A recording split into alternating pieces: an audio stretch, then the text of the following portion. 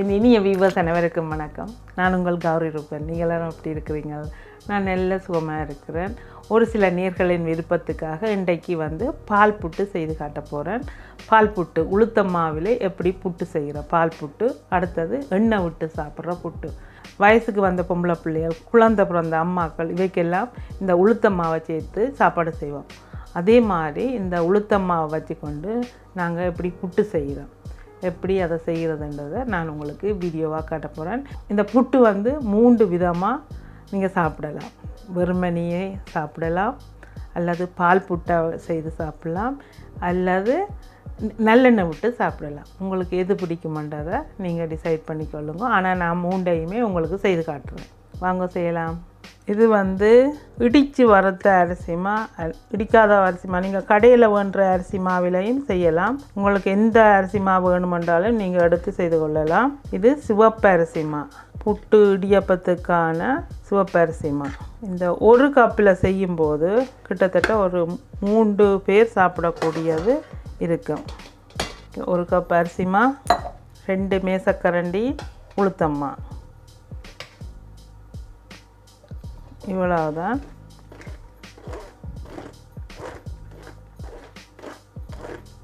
கொஞ்சம் கூட குறைய இருந்தாலும் பரவாயில்லை.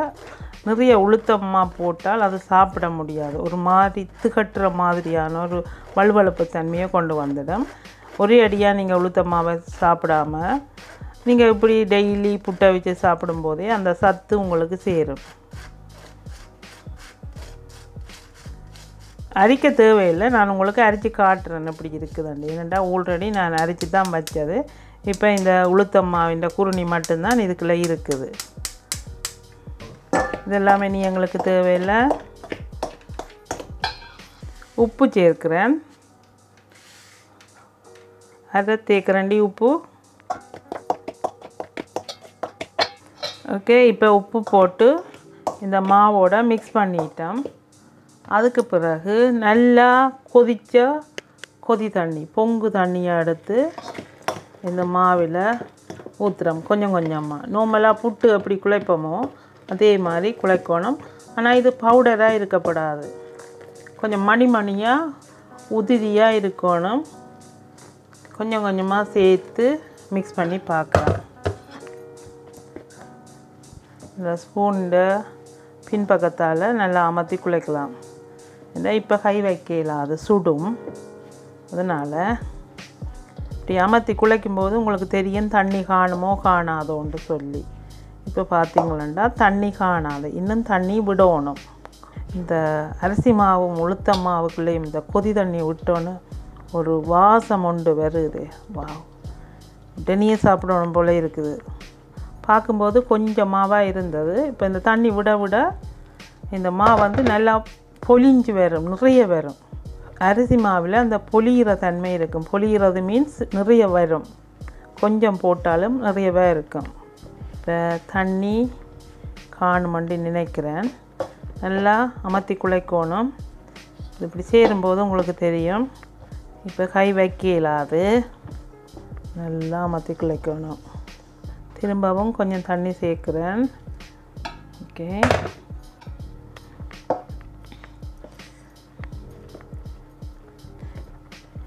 இப்போ இது காணுமென்று நினைக்கிறேன். ஓரளவு பெரிய பெரிய கட்டியெல்லாம் வர தொடங்கிட்டது.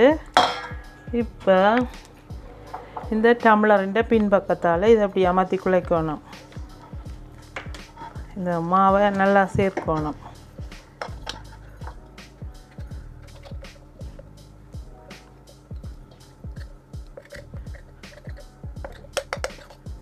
கரண்டியை க்ளீன் பண்ணி எடுத்துட்டு, எங்களுக்கு கரண்டி தேவையில்லை. இந்த மாவு ஒன்றோடு ஒன்று சேரணும். அதே நேரம் இந்த பாத்திரத்திலையும் ஒட்டக்கூடாது, கையிலையும் ஒட்டக்கூடாது, அந்த மாதிரி இருக்கணும்.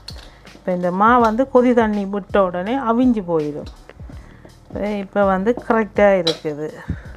இந்த பவுடர் தன்மை இல்லை. எல்லா மாவிலையும் அந்த தண்ணி பிடிபட்டுடும்.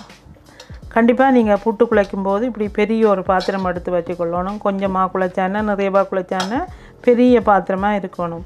அப்போ தான் நீங்கள் கொட்டாமல் செய்ய முடியும். இல்லைன்னு சொன்னால் நிறைய வெளியில் சிந்திடுவீங்க. இப்போ மெதுவாக கையை வச்சு இதை அப்படியே உதிரியாக்கணும். சரியான சூடாக இருக்குது. அப்பா கொஞ்சம் ஆறட்டும். எல்லாத்தையும் மிக்ஸ் பண்ணிவிட்டு நல்லா மிக்ஸ் பண்ணணும். வா,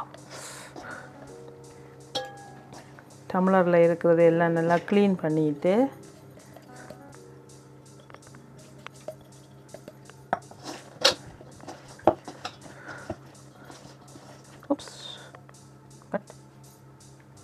நல்லா மிக்ஸ் பண்ணிவிட்டு கொஞ்சம் சுடுந்தான், ஆனால் இங்கே பாருங்க கையை பிடிச்சி வந்துருக்குதுண்டு.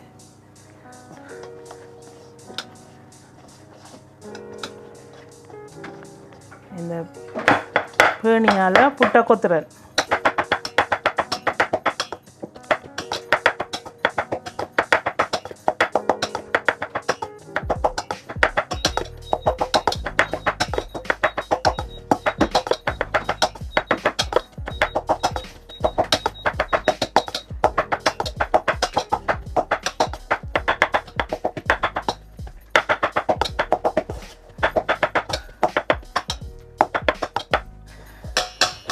இப்போ பார்த்திங்கன்னா நல்லா புட்டு கொத்தி நல்லா உதிரியாக மணியாக வந்துட்டுது. பவுடர் மாதிரி இல்லாமல் நல்லா மணியாக வந்துட்டுது.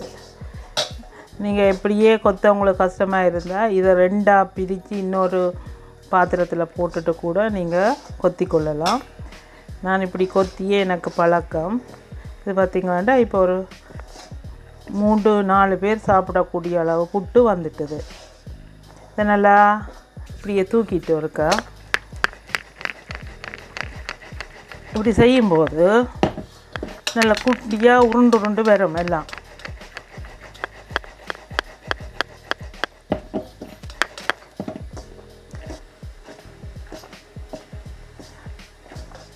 நல்லா உதிரியாக மணி மாதிரி வந்துட்டு குட்டி குட்டியாக மணியாக வந்துட்டுது.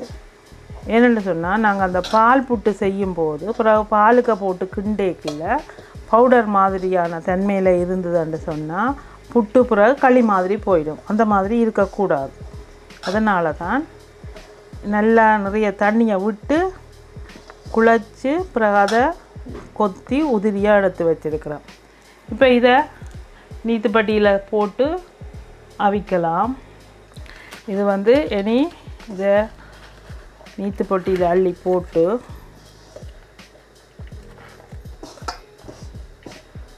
அல்லது நீங்கள் நார்மலாக ஸ்டீமரில் கூட அவிச்சு கொள்ளலாம். துணியை ஸ்டீமரில் விதித்து வச்சுட்டு கூட அவிச்சு கொள்ளலாம். நீத்துப்பட்டி இல்லாத நீங்கள் ஸ்டீமர் வச்சு கூட புட்டு அவிக்கலாம். ஓகே,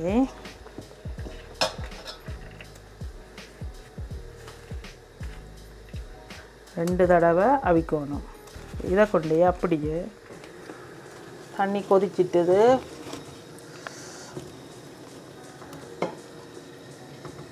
மூடியை போட்டு மூடி அது 6-7 நிமிஷம் அவிய வைப்போம். இந்த புட்டு அவிஞ்சோம்னு சொன்னால் இங்கேருந்து தண்ணி வடியும். அதை வச்சுக்கொண்டே உங்களுக்கு தெரியும் புட்டு அவிஞ்சிட்டுதுன்னு சொல்லி. அடுத்தது நல்ல வாசம் வரும். புட்டை வீர வாசத்தை வச்சு புட்டை அவிஞ்சிட்டுதாண்டு கண்டுபிடிக்கலாம். இப்போ இந்த புட்டு அவிஞ்சிட்டுது. இந்த புட்டை எப்படி செக் பண்ணுறேன்னு சொன்னால் கையை நல்லா கழுவிட்டு துடைச்சிட்டு தண்ணி இல்லாமல் இப்படி தட்டி பார்க்கும்போது புட்டு ஜம்ப் பண்ணும். அது இப்படி இல்லை, நீங்கள் இப்படி எடுத்து அமர்த்தி கூட பார்க்கலாம். இங்கே பாருங்கள். ஓகே, எடுத்து இங்கே வச்சுட்டு உங்களுக்கு கொட்டுறேன்.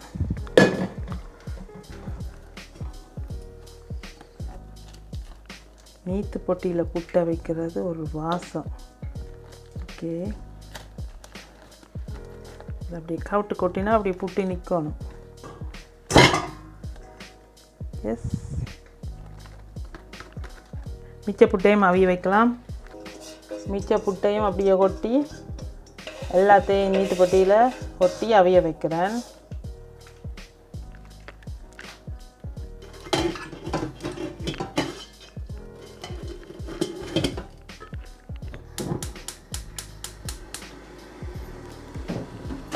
இந்த பால் புட்டு செய்கிறதுக்கு இந்த புட்டை தட்டி நல்லா ஆற விடுவோம், நல்லா கிளறிட்டு ஆற விடுவோம். இந்த புட்டை நீங்கள் இப்படி எடுத்து கறி கூட வச்சு கூட சாப்பிடலாம். இதே புட்டுக்குள்ளே தான் நல்லெண்ணெய் விட்டு சாப்பிட போகிறோம். இதை முதல்ல இந்த புட்டை எடுத்து நான் பால் புட்டு செய்ய போகிறேன். ஓகே, நல்லா தட்டி ஆற விடுவோம். 400 மில்லிலிட்டர் தேங்காய் பால் டின் எடுத்துருக்கேன். நீங்கள் வேணுமென்று சொன்னால் ஒரு தேங்காயை அடித்து திருவி புழிஞ்சு பால் எடுத்து பால் புட்டு செய்யலாம். ஓகே, இது நல்ல திக்கான தேங்காய் பால். நான் நார்மலாக எப்பயுமே இதில் தான் பால் புட்டு செய்வேன். எங்களோட வீட்டில் எல்லோருக்கும் பிடிக்கும் பால் புட்டு. 400 மில்லிலிட்டர் தேங்காய் பால், 200 மில்லிலிட்டர் தண்ணி கொஞ்சம் கூட குறைய இருந்தாலும் பரவாயில்லை, கொஞ்சம் திக்காக இருந்தால் நல்லாயிருக்கும். இதை நல்லா கொதிக்க வைக்கலாம். கொதிக்க வைக்கும்போது கொஞ்சம் உப்பு போடணும், பிஞ்ச் ஆஃப் சால்ட்.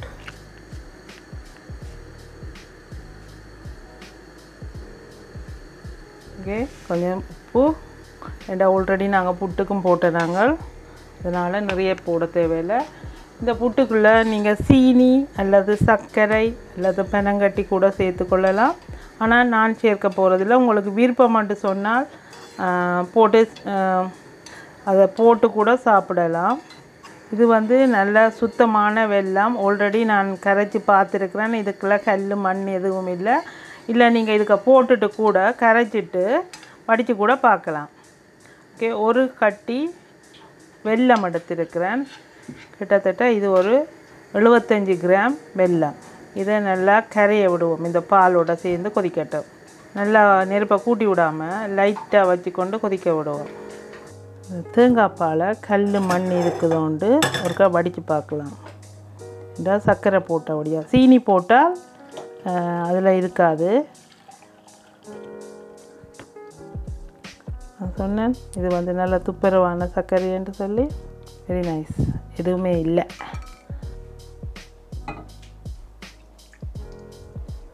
நாங்கள் வடித்த பால் சர்க்கரை மிக்ஸ் பண்ணின பாலை இதுக்குள்ளே ஊற்றுறேன். ஒரு பேனுக்குள்ளே திரும்பவும் ஊற்றிட்டு இன்னொருக்கா கொதிக்க வச்சுட்டு இதுக்கு செக் பண்ணி பார்க்கலாம். பால் எப்படி இருக்குது, உப்பு எப்படி இருக்குது, சுகர் எப்படி இருக்குது.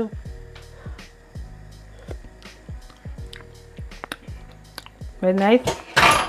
உங்களுக்கு இன்னும் இனிப்பு வேணுமென்று சொன்னால் ஓரளவுக்கு மேலே பால் புட்டுக்கு இனிப்பு போடக்கூடாது.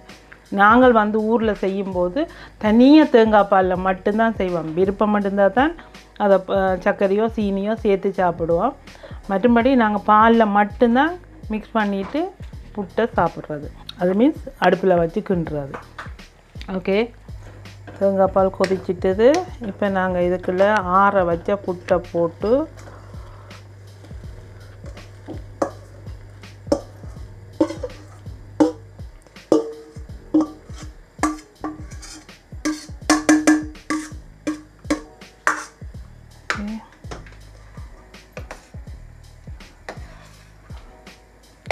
மினிட்ஸ் மிக்ஸ் பண்ண இந்த புட்டு அரிசி மாவு வந்து டப்புக்கண்டு இழுத்துடும் தண்ணியை.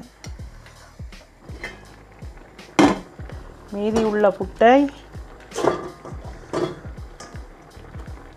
ஓகே, புட்டு ரெடி. 2 புட்டும் ரெடி. பால் புட்டும் ரெடி, எண்ணெய் விட்டு சாப்பிட்ற புட்டும் ரெடி. ஓகே,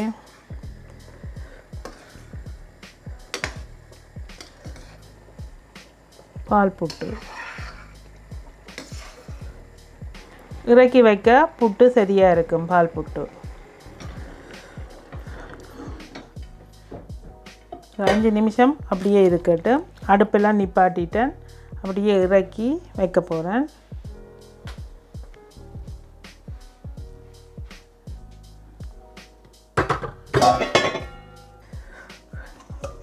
எண்ணெய் புட்டு இப்படியே எடுத்து, என்னுடைய அம்மா அப்படி தான் தருவா. அப்படி எடுத்து புட்டை ஒரு பிளேட்டில் போட்டுட்டு இதுக்கு நல்லெண்ணெயை ஊற்றிட்டு, நிறைய விட தேவையில்லை, ஒரு 2-3 மேசக்கரண்டி நல்லெண்ணெய்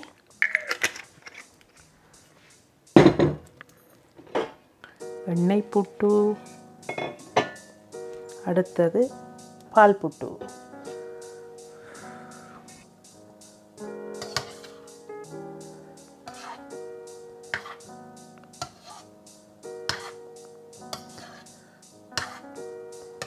இன்னும் கொஞ்சம் நேரத்தில் இந்த பால் புட்டு நல்லா இறுகி வந்துடும்.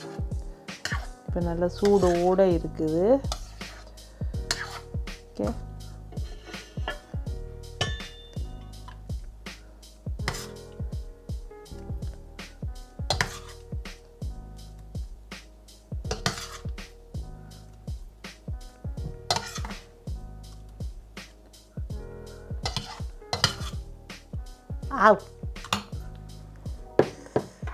முதல்ல எண்ணெய் புட்டு. எனக்கு பிடிச்சது எண்ணெய் புட்டு. எண்ணெய் புட்டு அவ்வளோ சத்து, ஸ்ட்ராங்காக இருக்கணும். ஸ்ட்ராங்காக பாப்பா என் மசில்ஸ் அப்படி இருக்கணும். எஸ், எப்படி டச். எல்லாத்துக்கும் காரணம் இந்த நல்லெண்ணெய் புட்டு. ஓகே,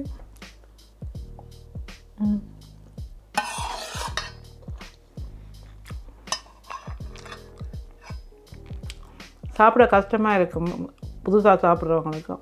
ஆனால் சாப்பிட்டு பழகினவங்களுக்கு பிடிக்கும். நான் நார்மலாகவே புட்டுக்கு எண்ணெய் விட்டு சாப்பிடுவேன்.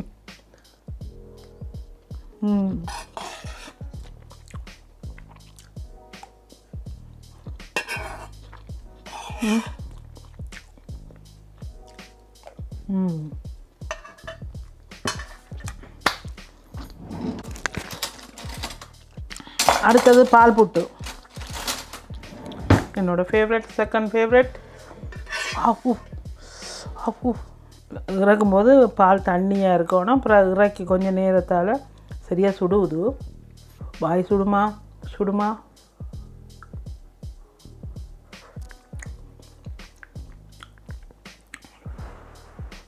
அனிதோட ஃபேவரட் பால் புட்டு.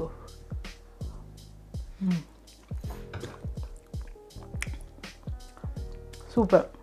உளுத்தமாக எப்படி செய்கிறதுன்றது போன வாரம் உங்களுக்கு செய்து காட்டினான். இந்த வாரம் பால் புட்டு எண்ணெய் புட்டு உங்களோட பிள்ளைகளுக்கு நீங்கள் கண்டிப்பாக செய்து கொடுங்க. குழந்தை பிறந்த அம்மாக்களுக்கு ஒரு 30 நாள் வரையும், ஒரு 15-20 நாள் வரையும் என்றாலும் நீங்கள் இந்த எண்ணெய் புட்டு சாப்பிடணும். அதுக்கு பிறகு உங்களுக்கு சத்து வேணும்னு சொன்னால் 1 மாதத்துக்கு பிறகு பால் புட்டு நீங்கள் சேர்த்துக்கொள்ளலாம். ஓகே, சரக்கு கறி, குத்தரிசி சோறு இதோட சேர்த்து அது நீங்கள் ஒரு காலையில் சாப்பிடக்கூடியது நல்லது. ஓகே, இதில் இந்த வீடியோ முடித்து கொண்டு மீண்டும் நல்ல ஒரு வீடியோட நான் உங்களை சந்திக்கிறேன். நன்றி, வணக்கம்.